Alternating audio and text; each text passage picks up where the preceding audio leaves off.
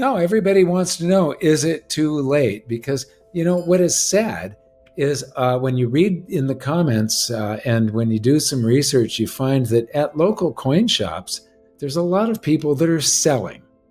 And when that is done, and it will be done sometime soon, first of all, they're going to regret it. But second of all, without the people selling, it will explode. And just wait until gold also gets into all-time highs again.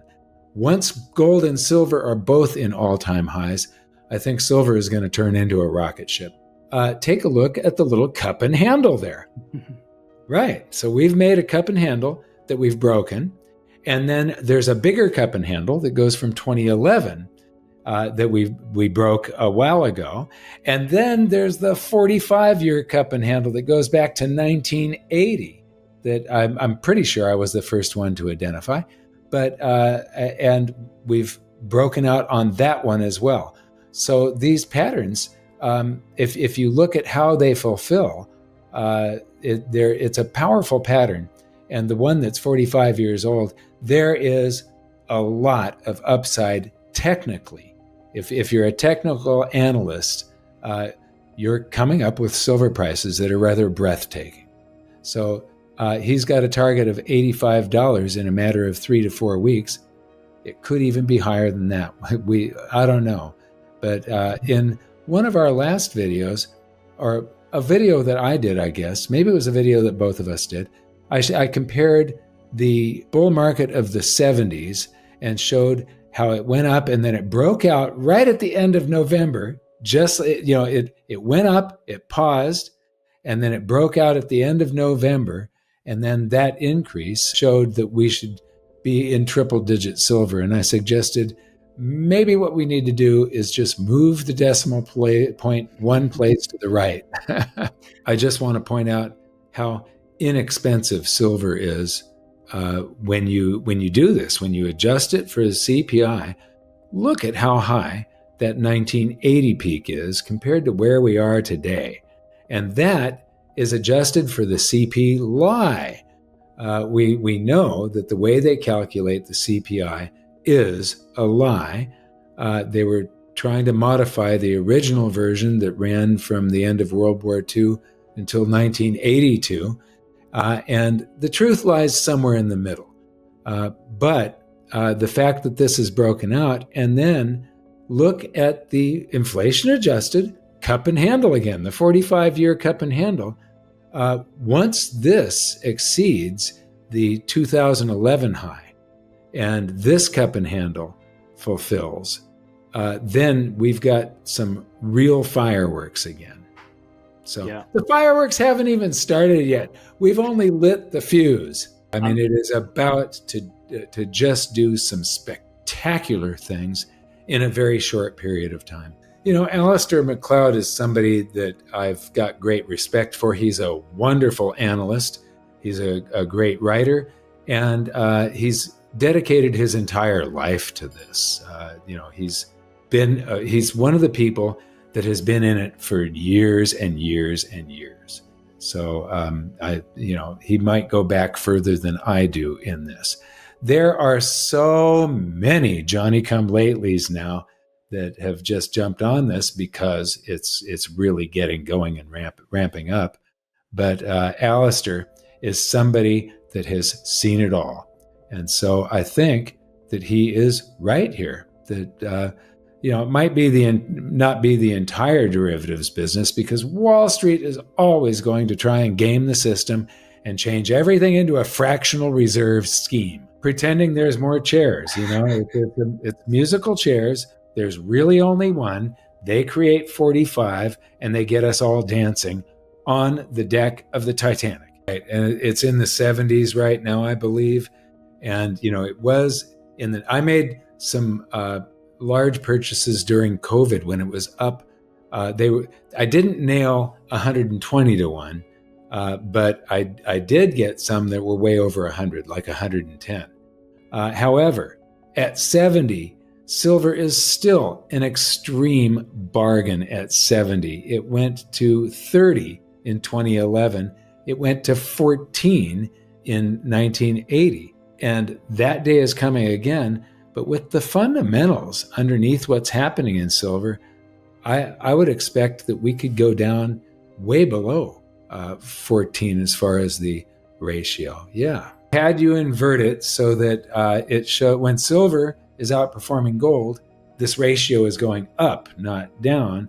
But you can also do the silver gold ratio, but then the scales on the side are in 0 point something or 0.0 something. And our brains just don't work as well that way. I wanted it in whole numbers. And so the gold-silver ratio provides that. And this also, so whenever it's going up, silver is outperforming gold. But look at where it was in 2011, where it was in 1980. And then look at how undervalued it's been since from 1990 until today. It is still an extreme bargain. It is dirt cheap. Now, look at what the average was, that red line going through all through the 70s. That red line, the 2011 peak, it only visited what was considered fair value against gold all through the 70s. That was like the natural balance of the gold-silver ratio was about 30, and that's what it hit. It wasn't. There was an intraday, I think, where it hit 30, not 31.7. So this must be end of day, or maybe, it's not weekly. It's end of day, and 14 in 1980. So from where it is right now, it's saying that it should outperform gold easily. It'll outperform gold 2.3 times, and it could outperform gold by more than 5.2 times. And gold is still, I believe, a minimum of a double in dollars.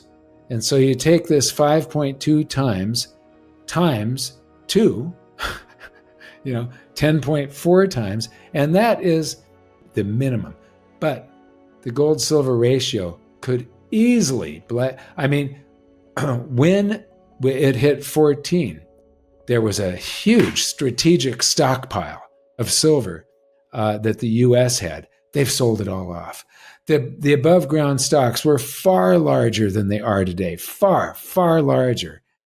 Today, we are in a situation, and you didn't have, derivatives trading was very new. You didn't have hundreds of ounces of paper contracts for each ounce of real deliverable silver.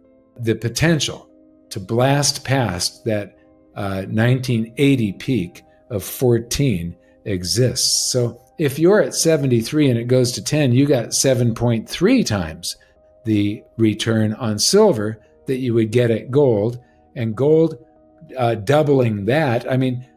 The potential here for silver is just enormous. If this thing went back to another 5 or 10 years, you would see that silver's big move from the 4s into the 20s occurred while there was a silver deficit, like there's been for the last 5 years.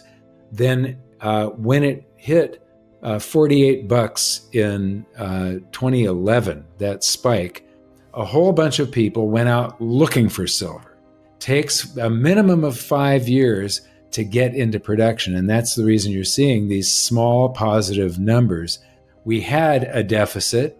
The deficit went away, but there's this delay, and that delay is good, because now it's saying that we're probably not going to get back into a positive situation with silver supplies until the 2030s. It takes a really high, the cure for high prices is high prices, because it'll bring more to market, except to find a discovery, to turn it into a mine, and to get that ore above ground and refined into bars takes 5 to 10 years. There just isn't enough. There's not going to be enough for at least until the end of this decade. And that means super high prices. When you go to that market balance less exchange traded products, that's 7 years of deficit. The market balance went negative in 2021. The market balance with the ETPs included went negative in 2019. So 5 years for the supply demand, 7 years when you include investors. If this chart started in 2019, that bar right there would start, the top of it would be at the zero line. The only reason it's above, because that year is a down year. The line that connects any of the two bars is the close of one year and the opening of the next year.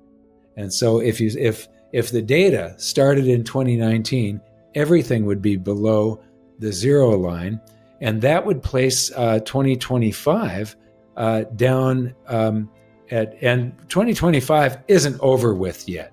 That was a projection that we saw, and the demand has increased. By the time they've got the final data, 2025 is going to be a much larger deficit because of all the investment demand that is happening right now.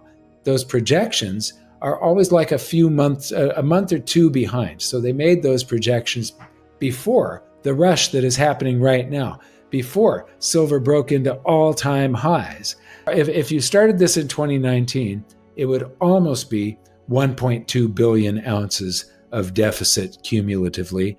But when you add the rush, it's probably going to be more.